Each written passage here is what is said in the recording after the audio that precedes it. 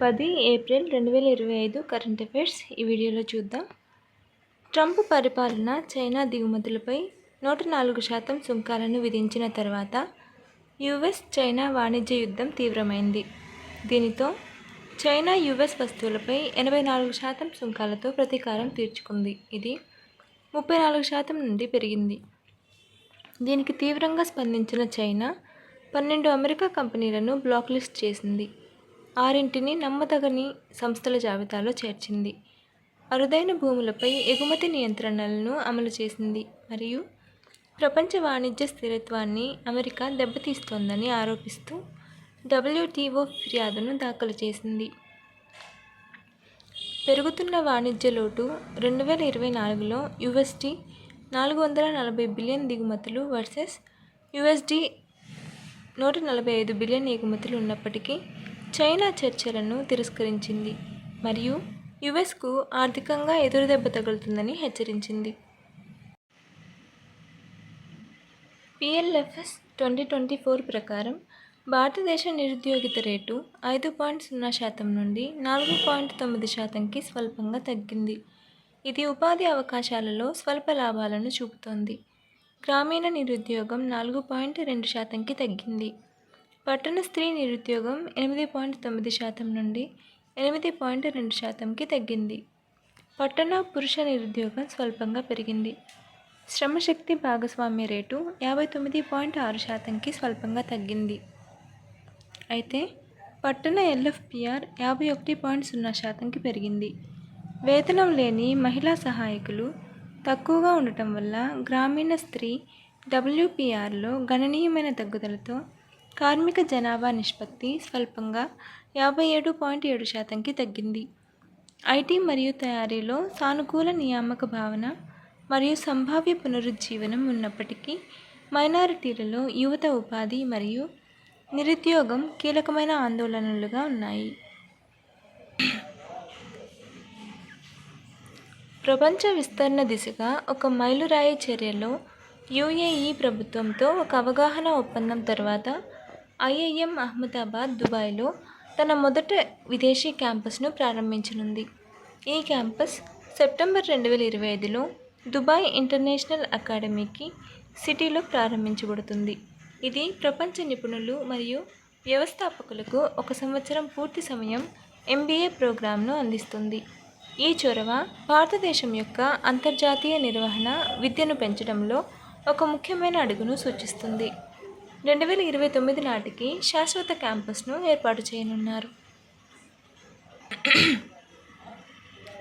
రోగి రిఫరల్లను క్రమబద్ధీకరించడానికి మరియు ముఖ గుర్తింపు మరియు ఆటోమేటెడ్ వర్క్ఫ్లోలను ఉపయోగించి ఆరోగ్య సంరక్షణ డెలివరీని మెరుగుపరచడానికి ఎయిమ్స్ న్యూఢిల్లీ అభివృద్ధి చేసిన ఇంటర్ ఎయిమ్స్ రెఫరల్ పోర్టల్ను కేంద్ర ఆరోగ్య మంత్రి JP నడ్డా ప్రారంభించారు. ప్రారంభంలో ఎయిమ్స్ న్యూఢిల్లీ మరియు ఎయిమ్స్ బిలాస్పూర్ మధ్య పైలట్ చేయబడిన ఈ పోర్టల్ దేశవ్యాప్తంగా ఎయిమ్స్ ఆసుపత్రుల్లో విస్తరించాలని లక్ష్యంగా పెట్టుకుంది. తగ్గిన నిరీక్షణ సమయాలు, మెరుగైన భద్రత మరియు రోగి కేంద్రీకృత విధానం, సరసమైన వసతి కోసం విశ్రామ్ సదన్ పోర్టల్లో ఏకీకరణతో సహా ముఖ్యమైన ప్రయోజనాలు భారతదేశంలో డిజిటల్ హెల్త్ కేర్ పరివర్తన వైపు ఒక పెద్ద ముందడుగును సూచిస్తాయి. జల్ సంరక్షణ్ అభియాన్ 2025లో భాగంగా ఉత్తరాఖండ్ ముఖ్యమంత్రి పుష్కర్ సింగ్ ధామీ భగీరథ్ మొబైల్ యాప్ను ప్రారంభించారు. నౌలాస్, తారాస్ మరియు వర్షధార నదుల వంటి అంతరించిపోతున్న నీటి వనరులను నివేదించడానికి ఈ యాప్ పౌరులను అనుమతిస్తుంది. దీని వలన వాటి సంరక్షణ కోసం ప్రభుత్వ చర్యలు సత్వరమే తీసుకోవచ్చు.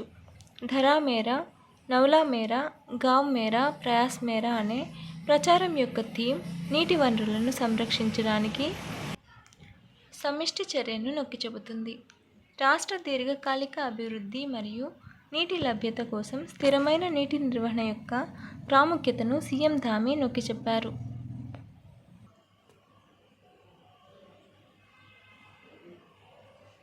ఆంధ్రప్రదేశ్ 2024-25 ఆర్థిక సంవత్సరంలో 1,17,880 హెక్టార్ల విస్తీర్ణంలో బిందు తుంపర్ల సేద్యం అమలు చేసి దేశంలో తొలి స్థానంలో నిలిచింది. తర్వాతి స్థానాల్లో గుజరాత్, ఉత్తరప్రదేశ్, కర్ణాటక, తమిళనాడు ఉన్నాయి. 2024-25 ఆర్థిక సంవత్సరంలో 1,17,880 హెక్టార్లలో సూక్ష్మ సేద్యం అమలు చేయడానికి 1,176 కోట్లు వెచ్చించారు. ఇందులో కేంద్రం 328 కోట్లు, రాష్ట్ర ప్రభుత్వం 598 కోట్లు సమకూర్చాయి. రైతు వాటా కింద 250 కోట్లు ఖర్చు పెట్టారు. దేశంలో సూక్ష్మ సేద్యం పరికరాలు అత్యధికంగా ఉన్న తొలి 10 జిల్లాల్లో అనంతపురం, వైఎస్ఆర్ కడప, సత్యసాయి, అన్నమయ్య, ప్రకాశం, చిత్తూరు జిల్లాలు ఉన్నాయి. గుజరాత్లోని బనాస్కాంఠా జిల్లా దేశంలో తొలి స్థానంలో ఉండగా అనంతపురం రెండో స్థానంలో నిలిచింది. ఏప్రిల్ 2025లో భారతదేశ బ్యాంకింగ్ రంగంలో అనేక ముఖ్యమైన ప్రకటనలు చేయబడ్డాయి. బంధన్ బ్యాంక్ అధిక నికర విలువ గల వ్యక్తుల కోసం ఎలైట్ ప్లస్ సేవింగ్స్ ఖాతాను ప్రారంభించింది. అపరిమిత నగదు డిపాజిట్లు మరియు మెరుగైన బీమా కవరేజ్ వంటి ప్రయోజనాలను అందిస్తోంది. Bank of Baroda Bob square drive deposit పథకాన్ని ప్రవేశపెట్టింది. ఇది సీనియర్ సిటిజన్లు మరియు సాధారణ కస్టమర్లకు ఆకర్షణీయమైన వడ్డీ రేట్లను అందిస్తుంది. అదనంగా ప్రధానమంత్రి ముద్రా యోజన దాని రుణ పరిమితిని 20 లక్షలకు రెట్టింపు చేసింది. ఈ పథకం యొక్క 10వ వార్షికోత్సవాన్ని పురస్కరించుకుని చిన్న వ్యవస్థాపకులకు మద్దతు ఇవ్వడానికి కొత్త తరుణ్ ప్లస్ వర్గాన్ని జోడించింది. బెంగళూరుకు చెందిన చెల్లింపుల మౌలిక సదుపాయాల ప్రదాత అయిన జుస్పే, సాఫ్ట్ బ్యాంక్ మరియు యాక్సెల్ భాగస్వామ్యంతో కేదారా క్యాపిటల్ నేతృత్వంలోని సిరీస్ డి నిధుల రౌండ్లో $60 మిలియన్ల సేకరించిన తర్వాత 2025లో భారతదేశపు మొట్టమొదటి యూనికార్న్గా అవతరించింది. ఈ నిధులు జస్పే యొక్క విలువను $1 బిలియన్ మార్కును దాటించాయి. ఏఐ ద్వారా తన సాంకేతికతను మెరుగుపరచాలని మరియు AB AC Latin America, Europe, UK మరియు ఉత్తర అమెరికాతో సహా అంతర్జాతీయ మార్కెట్లలోకి విస్తరించాలని కంపెనీ యోచిస్తోంది. రేజర్ పే మరియు ఫోన్పే వంటి ప్రధాన క్లయింట్లను కోల్పోవడం వంటి సవాళ్లను ఎదుర్కొంటున్నప్పటికీ వృద్ధి వేగాన్ని కొనసాగించడానికి ఏఐ నేతృత్వంలోని ఉత్పాదకత మరియు ప్రపంచ విస్తరణపై దృష్టి పెట్టాలని జస్పే లక్ష్యంగా పెట్టుకుంది. న్యూఢిల్లీలో జరిగిన భారతదేశం Russia working group on priority investment project యొక్క 8వ సెషన్లో భారతదేశం మరియు రష్యా ద్వైపాక్షిక పెట్టుబడులను పెంచడానికి 6 కొత్త వ్యూహాత్మక ప్రాజెక్టులపై అంగీకరించాయి. అమర్దీప్ సింగ్ భాటియా మరియు వ్లాదిమిర్ ఇల్చెవ్ సహా అధ్యక్షత వహించిన ఈ సెషన్ వాణిజ్యం, సాంకేతిక సహకారం మరియు ఆర్థిక అభివృద్ధిని నొక్కిచెప్పింది. 80+ మెంబర్స్ పాల్గొనే 2వ India Russia investment forum joint వెంచర్లపై పెరుగుతున్న ఆసక్తిని ప్రదర్శించింది. 2000 సంవత్సరంలో స్థాపించబడి 2010లో మరింత బలపడిన ప్రత్యేక మరియు విశేష వ్యూహాత్మక భాగస్వామ్యాన్ని బలోపేతం చేయడానికి రెండు దేశాలు తమ నిబద్ధతను పునరుద్ఘాటించాయి. నేపాల్ రాష్ట్ర bank senior deputy governor doctor నీలం ధుంగనా తిమ్సినా మహాప్రసాద్ అధికారి 5 ఏళ్ల పదవీకాలం ఏప్రిల్ 6, 2025న పూర్తయిన తర్వాత తాత్కాలిక గవర్నర్గా నియమితులయ్యారు. నేపాల్ రాష్ట్ర బ్యాంకు చట్టం ప్రకారం ఉప ప్రధానమంత్రి బిష్ణు ప్రసాద్ పౌడెల్ నేతృత్వంలోని ఆర్థిక మంత్రిత్వ శాఖ ఈ నియామకాన్ని చేపట్టింది. ఆర్థిక మంత్రి పౌడెల్, మాజీ గవర్నర్ విజయనాథ్ భట్టరాయ్ మరియు ఆర్థికవేత్త డాక్టర్ బిస్వా పౌడెల్తో కూడిన గవర్నర్ నియామకం మరియు సిఫార్సు కమిటీ కొత్త గవర్నర్ ఎంపికను పర్యవేక్షిస్తోంది. మంత్రిమండలికి సిఫార్సులు చేయాలి.